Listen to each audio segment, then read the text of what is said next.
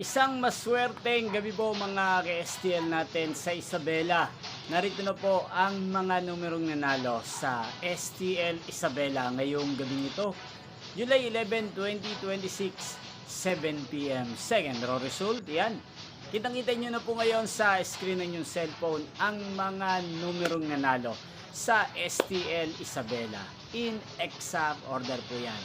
At kung maswerte namang natayaan niyo po ang mga numerong yan kanina, congrats po sa inyo.